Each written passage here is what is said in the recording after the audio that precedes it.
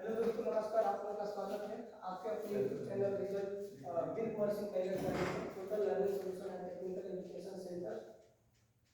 जैसा कि दोस्तों मैं बता दूं कि आप लोगों को मैंने कहा था कि 5 डेज डेमो क्लास यहाँ से प्रोवाइड किए जाएंगे।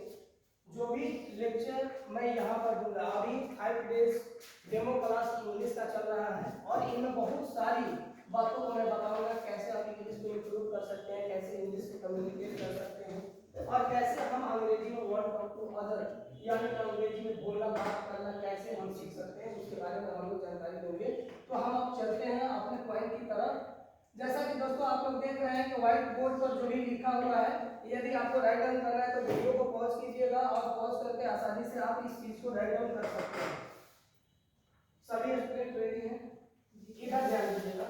मैंने यहाँ पर मोटिवेशनल स्पीच भी लिखा हो, लेकिन मोटिवेशनल स्पीच पे अभी ध्यान नहीं देंगे। आफ्टर दैट जैसे ही हमारा लेक्चर खत्म होता है उसके बाद हम बोले हैं ना 15 मिनट्स आपको मोटिवेट करेंगे, ठीक है ना। पहले हम लोग ध्यान देते हैं अपने ग्रामेटिकल पर्पस के ऊपर, ठीक है ना। जैसा कि मैंने कल भी आपको लेक्चर में कुछ पॉइंट्स दिए थे कि जैसे सपोज कीजिए कि टीचर सामने खड़ा है और इनके सामने बच्चे लोग बैठे हैं, ठीक है ना। तो मैंने आपसे एक क्वेश्चन किया था कि शिक्षक के सामने बहुत सारे बच्चे बैठे हैं तो कैसे बनाएंगे ट्रांसलेशन, ठीक है ना। तो पहले हम लोग समझेंगे, ठीक है। मैंने यहाँ पर लिखा है, ये जो चैप्टर हम आप लोगों को दे रहे हैं, जिस चैप्टर का डेमो दे रहे हैं वो है पोजीशन और सेंस, पोजीशन एंड सेंस, ठीक है ना। स्थिति ज्ञान, ठीक है ना। स्थिति ज्ञान में हम लोग पहले उस चीज को समझेंगे जहां से हमारा जो भी सेंटेंस निकलता है उस सेंटेंस को इंप्रूव करना सीख जाएंगे, ठीक है ना। जैसे कि मैंने यहाँ पर बताया बगल में का जो मीनिंग होता है वो नेक्स्ट टू होता है, बिसाइड्स होता है और एडजेंट होता है, ठीक। ये 3 मीनिंग यहाँ पर जो आपको दिखाई दे रहा है बगल में के लिए आप इनमें से कोई एक यूज कर सकते हैं, ठीक है। या तो नेक्स्ट टू, या तो बिसाइड्स, या तो एडजेंट। अगर समझ में कोई एक लगा सकते हैं। आगे के लिए अहेड ऑफ, पीछे के लिए बिहाइंड ऑफ, सामने के लिए इन फ्रंट ऑफ, दाईं ओर के लिए राइट टू या टू द राइट ऑफ, ठीक है ना। राइट टू भी लिख सकते हैं और टू द राइट ऑफ भी लिख सकते हैं, ठीक। बाईं ओर के लिए लेफ्ट टू और टू द लेफ्ट ऑफ, बगल में दाईं ओर इमीडिएट राइट टू, बगल में बाईं ओर इमीडिएट लेफ्ट टू। अब हम लोग चलेंगे आसानी से क्वेश्चन की तरफ, ठीक। आप लोग देख रहे हैं ये ग्राफ बना हुआ है, ठीक है ना। यहाँ पर टीचर है, यहाँ पर दिव्या, यहाँ पर जसमीन, मसूद, जुनैद और संदीप। आगे समझ लो बहुत सारे स्टूडेंट यहाँ पर बैठे हैं, ठीक है ना।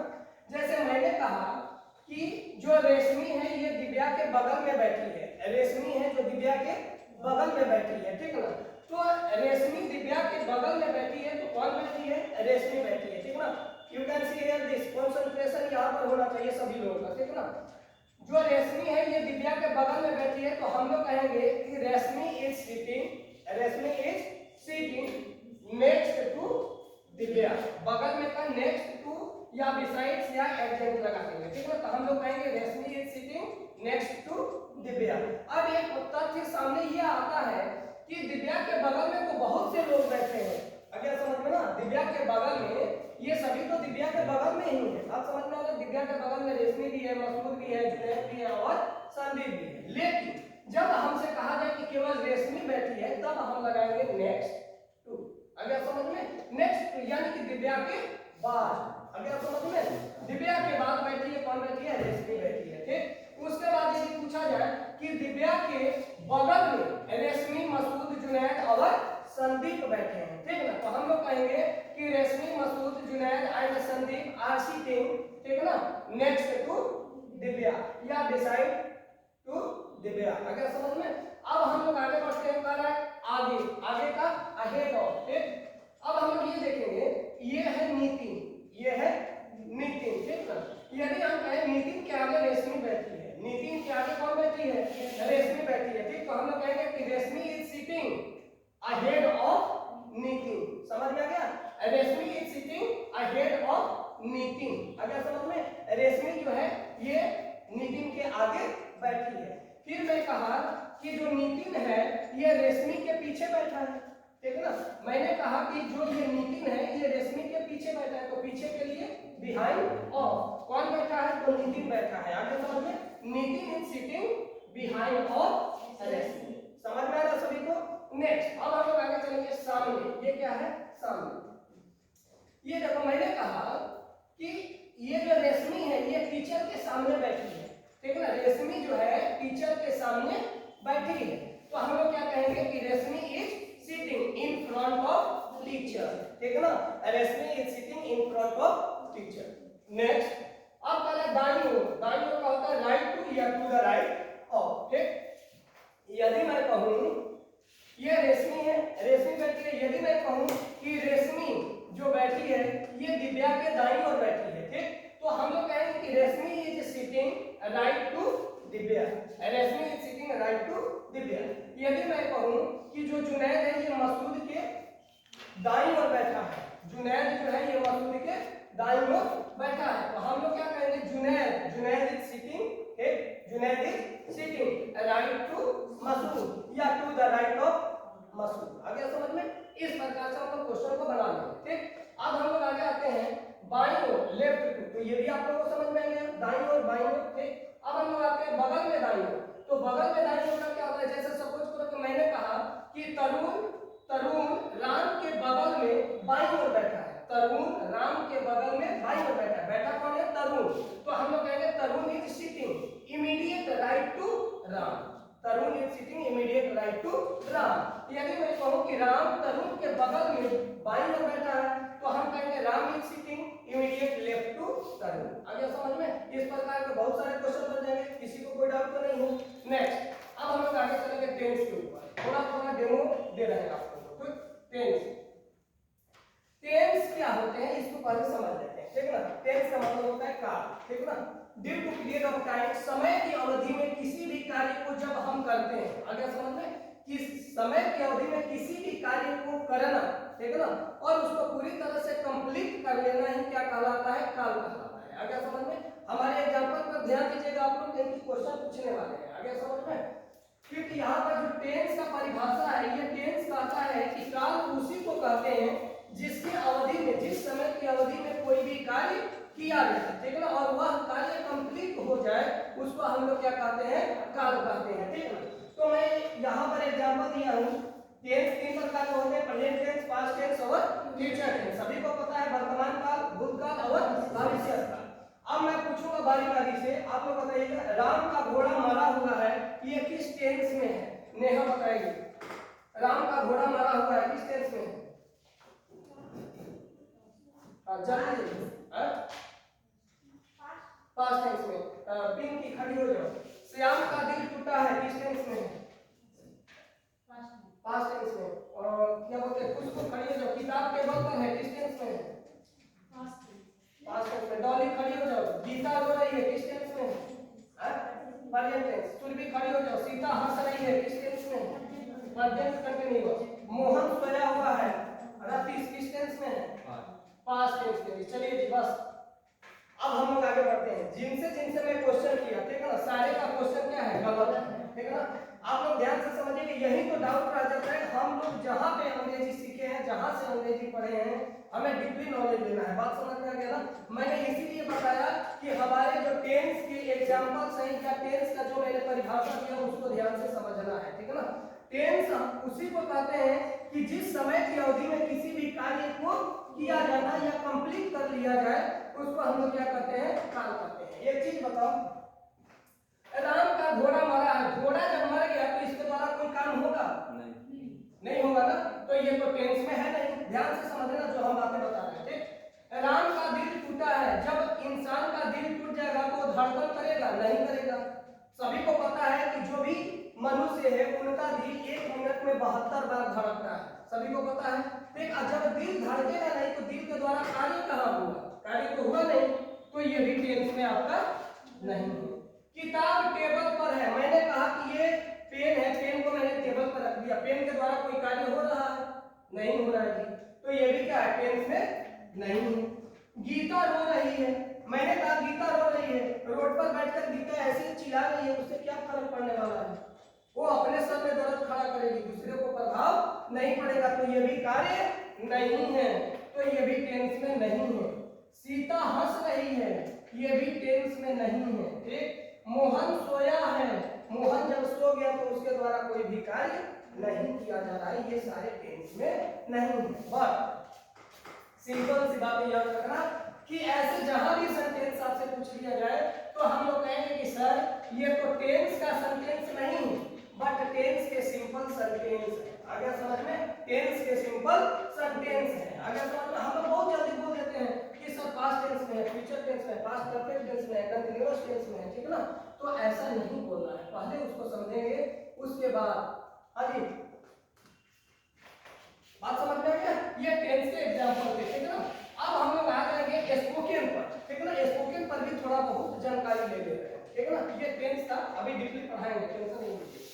मैंने कहा यहां से मैं अभी आ रहा हूं, मैं अभी आ रहा हूं, इसको मैं कहूंगा जस्ट कमिंग। मैं अभी आ रहा हूं, क्या बोलूंगा? Just coming. आ गया समझ में? जस्ट कमिंग, ठीक। फिर कह रहा है जैसी आपकी मर्जी, as you like, as you like, ठीक।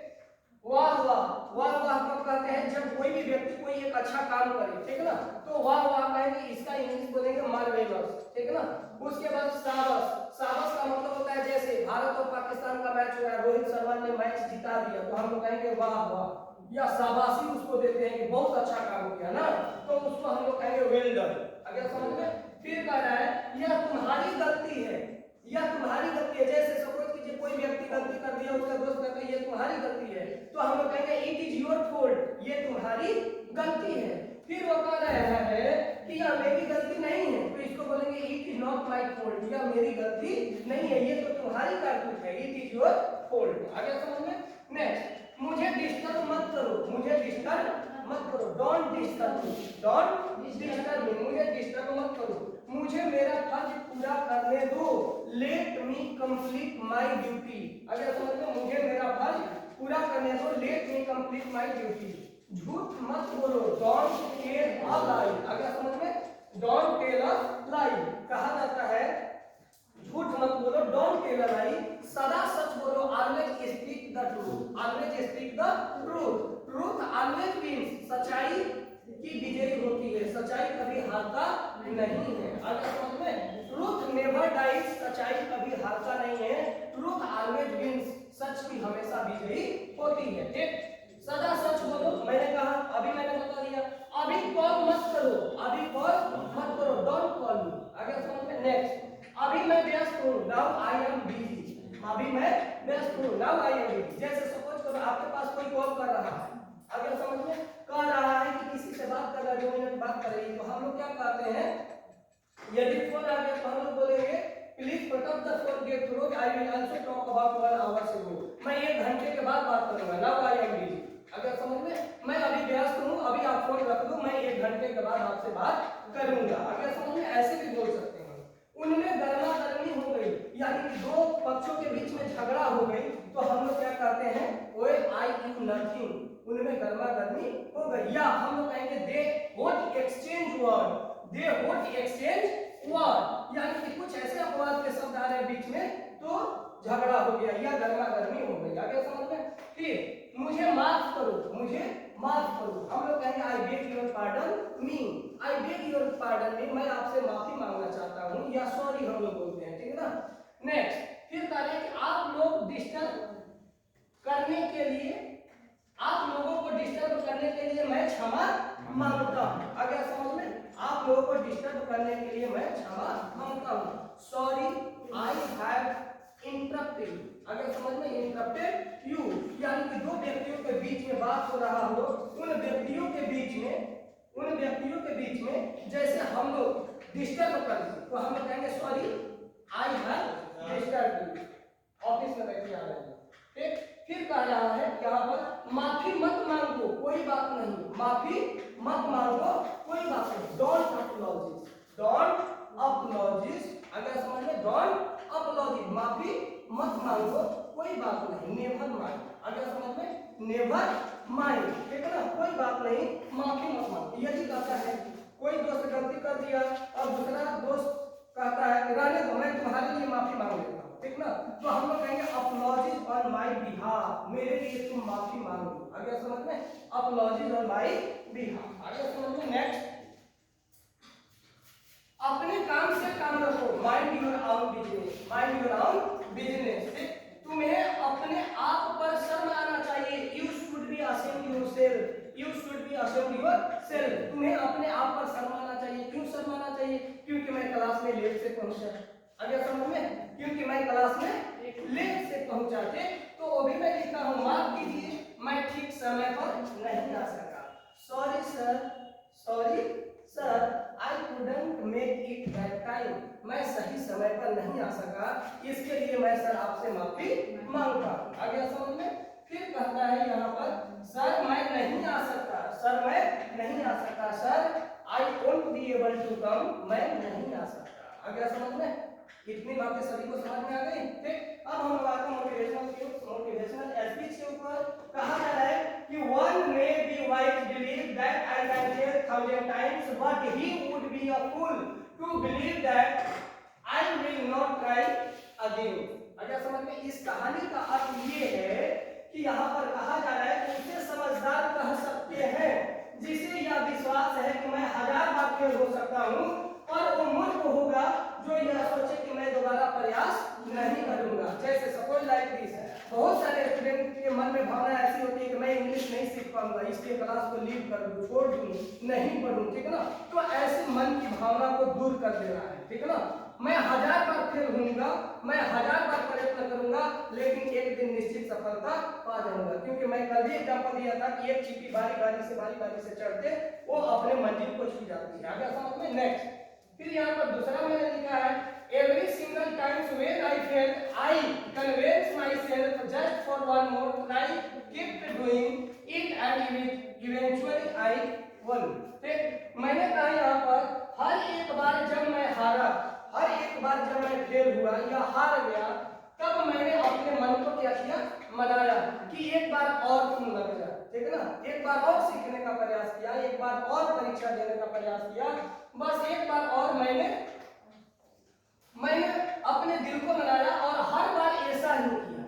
कितना बार? जब वो फेल होता था तब वो कहता था कि एक बार मेरा दिल मान जा तू, और फिर से लग गया, ठीक है ना। फिर उसका नतीजा क्या हुआ कि आखिरकार मैं जीत गया, लास्ट टाइम में क्या किया? जीत गया। ठीक, तो दोस्तों आज के वीडियो में बस इतना ही, बाकी के वीडियो में हम अगले दिन बात करेंगे। तब तक के लिए नमस्कार।